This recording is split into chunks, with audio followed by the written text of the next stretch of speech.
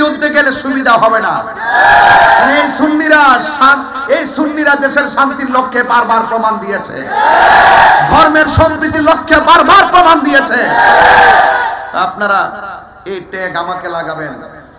গতকাল এক মাহফিলে গেলাম, আবার আজকে নতুন খবর এখানে ওঠার আগে মাহফিলে গিয়েছি, 1.5 ঘন্টা সুন্দরভাবে আলোচনা করে কিয়াম করেছি, মুনাজাত করেছি, ঘরে গিয়েছি, খাওয়া দাওয়া করেছি। প্রশাসন আমার কাছে আসছেন প্রায় 40-50 জন। আসার পরে বলছেন যে হুজুর আমরা আপনার সেফটির জন্য আসছি। আমি বললাম যে আপনি যে সেফটির জন্য আসছেন, এখন পাবলিক তো মনে করেছে আমাকে গ্রেফতার করতে আসছেন। এখন আমি তো বড় মুসিবতের মধ্যে পড়ছি। এর সাথে কাজ করেন, আপনি আপনার মতো সামনে যান, আমি আমার মতো করে যাই। সুতরাং আমি আমার মতো করে চলে এসেছি। আমি আজকে শুনলাম আমাদের বিজয়নগর থানার ওসি মহোদয় সুন্দর করে বক্তব্য দিতেছে, তাহিরি ওয়াজের ভিতরে সরকার বিরোধী কথা বলছে, রাষ্ট্রদ্রোহী কথা বলছে। আমি ওসি সাহেবকে বলবো, ওসি সাহেব আপনি যদি বিয়ে করে থাকেন আপনার পরিবার আছে, আপনি যদি বিয়ে করে থাকেন আপনার সন্তান আছে, সন্তানের কসম কেটে বলুন আমি গতকাল বিজয়নগরে 1 সেকেন্ড সরকারের বিরুদ্ধে কথা বলছি কিনা। অনর্থক এইভাবে মিথ্যা বলে বলে আমাদেরকে এটার ভিতরে 1 নম্বর আসামি আমাকে বানাইলেন। আজকে এই কাজ করে বললেন কয় আমার ওনাদের গাড়ি ভাঙছে। ওনার গাড়ি কে ভাঙছে আমি কি জানি। আমি একবার বলছি যে হাজার হাজার লোকের মাঝে যখন আপনি এসে বাধা দিবেন বা সন্দেহ তৈরি করবেন, এখানে অনেক ধরনের কাজ হয়ে যেতে পারে। কিন্তু আমি আরেকটা জিনিস আজকে ফলো করেছি, গতকাল মাহফিলে ফলো করেছি। আমি স্টেজ থেকে ওঠার পরে যখন দেখলাম প্রশাসনের গাড়ি, দেখেছি আমাদের মতাদর্শের বাইরের অনেক অপরিচিত পোলাপান এখানে ঢুকছে। কিছু মানুষ আমাদের মাহফিলে তারা একটা ট্যাগ লাগাইছে, তাহিরি ভক্তরা মাথা ফাটিয়েছে, তাহিরি ভক্তরা গাড়ি ভেঙেছে। এই ট্যাগ লাগানোর কথা বন্ধ করুন। একটা মাহফিলে শুধুমাত্র তাহিরি ভক্তই থাকে না, এই মাহফিলে অনেক শত্রু আছে, ওরা ওয়াকারেস ঘটিয়ে সুন্নিদেরকে বিপদে ফেলতে চায়।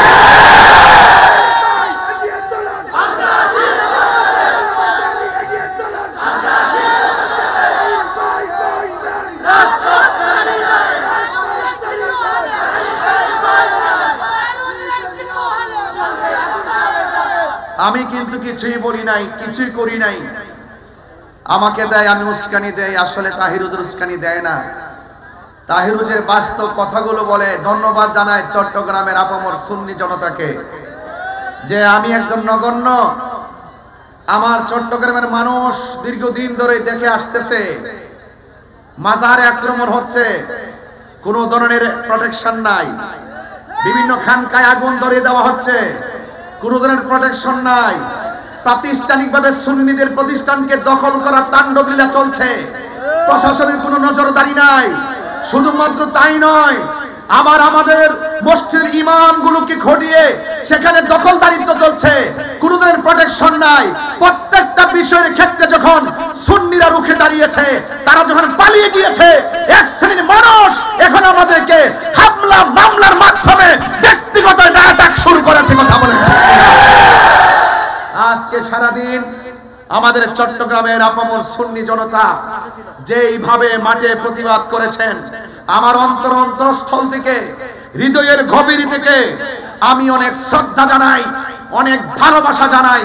আপনারা যৌক্তিক দাবি করেছেন, আপনারা যৌক্তিক দাবিতে মাঠে প্রতিবাদ করেছেন, কারণ এই দেশটা কারো কাছে লিজ দেওয়া হয় নাই, এই দেশটা সবার। কথা বলেন ঠিক কিনা বলেন।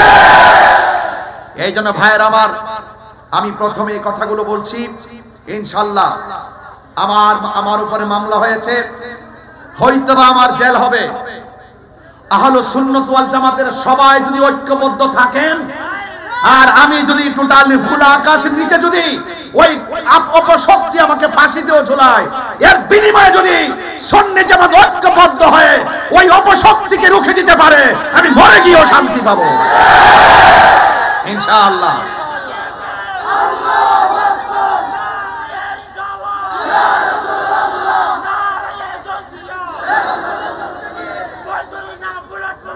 ভাইয়ের আমার, সবাই জবান খুলে বলুন, আমরা সবাই ঐক্যবদ্ধ থাকতে চাই কি চাই না?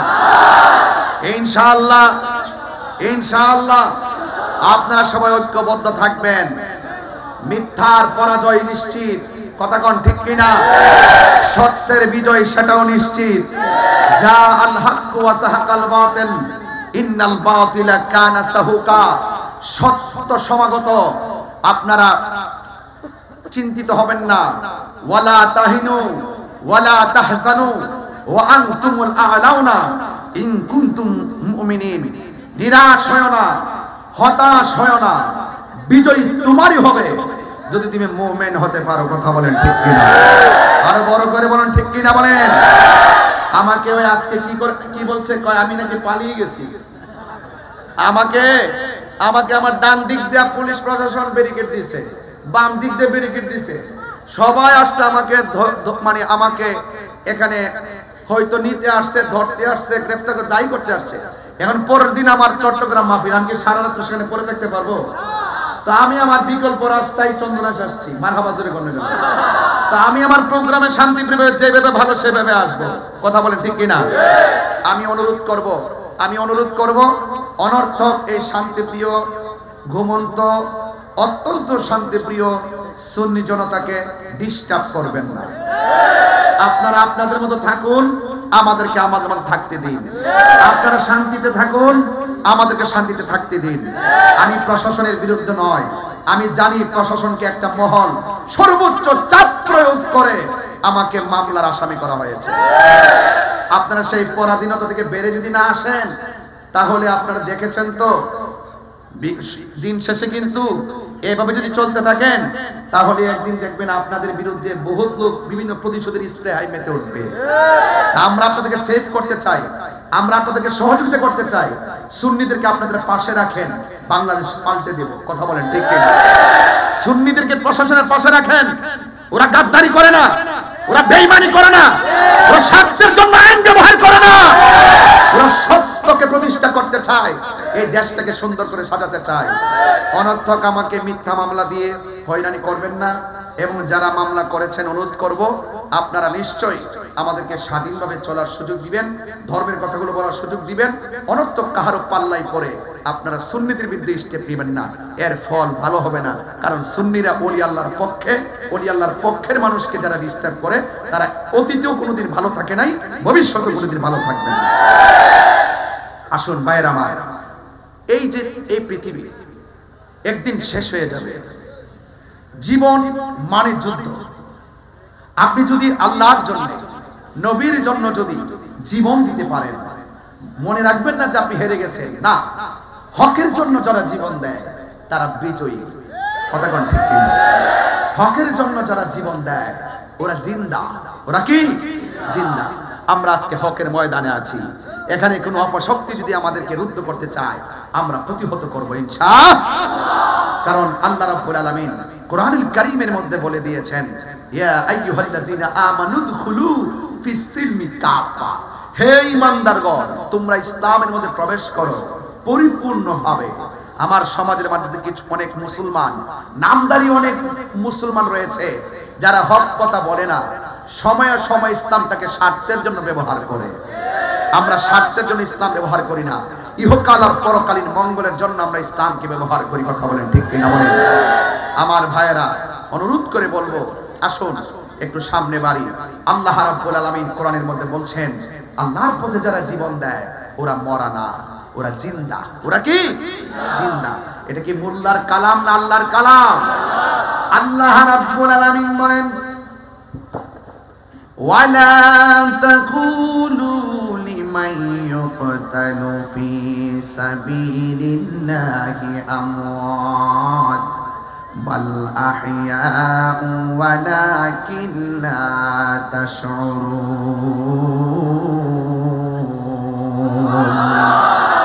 আল্লাহ রাব্বুল আলামিন বলেন, যারা আমি আল্লাহর পথে জীবন দেয়, যারা আমি আল্লাহর রাস্তায় জীবন দেয়, ওদেরকে মৃত বলিও না, ওরা হলো জিন্দা। এরা যে কিভাবে জিন্দা এটা কোনো মানুষ বুঝবে না, কেউ অনুধাবন করতে পারবে না। আল্লাহ বলেছেন জিন্দা, এটা মেনে নেওয়ার নামই হলো ঈমান। ঠিক কিনা? আরেক জায়গায় আমার আল্লাহ বলছেন, ওয়ালা تحسبن الذين قتلوا في سبيل الله أمواتا بل أحياء عند ربهم يرزقون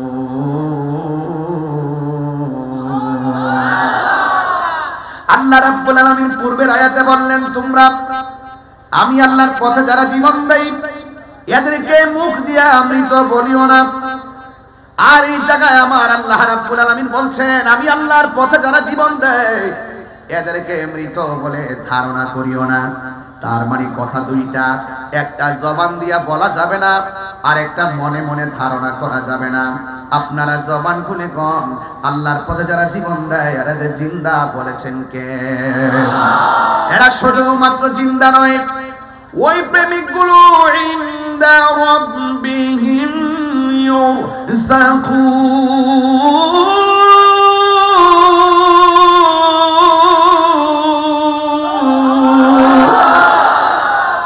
এরা শুধুমাত্র জিন্দা নয়, এরা স্বয়ং আল্লাহর পক্ষ থেকে জান্নাতি রিজিক প্রাপ্ত,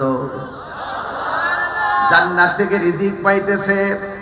এই জন্য যুবক ভয় করো না, রুখে দাঁড়িয়ে যাও, রক্ত কথা বলবে, কারণ ইসলাম জিন্দা হয়েছে রক্ত দেওয়ার মাধ্যমে। কথা বলেন ঠিক কিনা? এই জন্য আমার যুবক ভাইয়েরা, আমার মুরব্বী বাবারা, যুগে যুগে যুগে যুগে যখন